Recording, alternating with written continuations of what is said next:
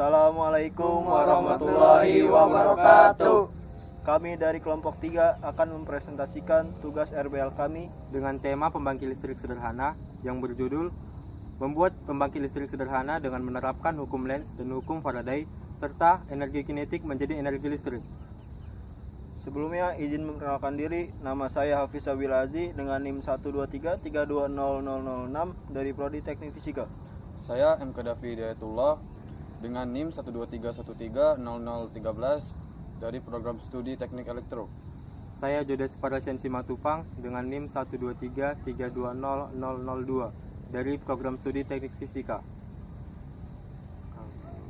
Saya Haikal Putra Pertama dengan NIM 123130014 dari Program Studi Teknik Elektro. Saya Andiki Abdi Saputra dengan NIM 123130009 dari Program Studi Teknik Elektro.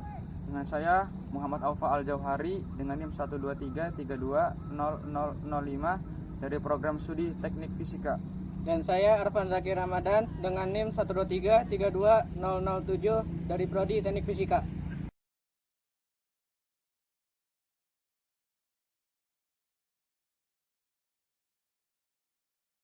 Penemu hukum Lenz yaitu Hendrik Friedrich Emil Lenz. Adapun untuk pengertian hukum Lenz, hukum Lenz adalah hukum fisika yang menjelaskan arah arus induksi. Dalam artian arus induksi mempunyai arah tertentu. Adapun untuk rumus hukum Lenz, yaitu epsilon sama dengan B dikali I dikali V. Epsilon sama dengan GGL induksi, B sama dengan kuat medan magnet, I sama dengan panjang kawat, V sama dengan tegangan.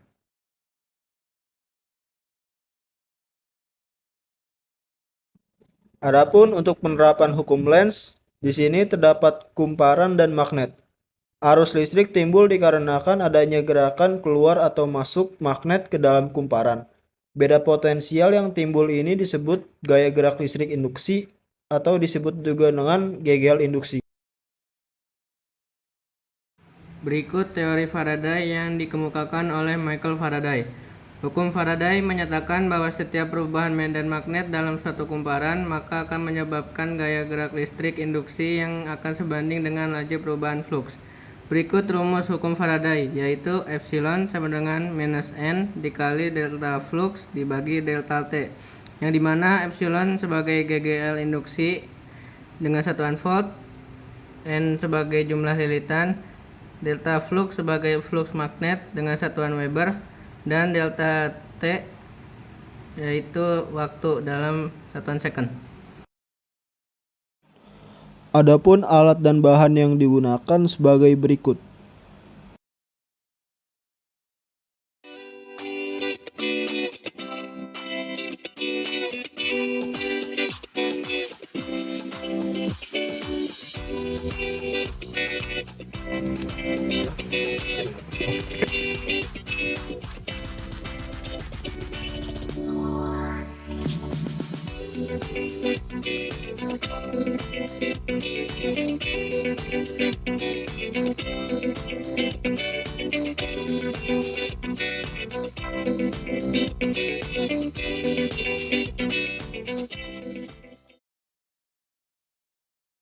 Adapun untuk kelebihan alat, yang pertama dapat dijadikan media pembelajaran mengenai hukum Lenz dan Faraday, dan yang kedua bahan yang digunakan mudah ditemui.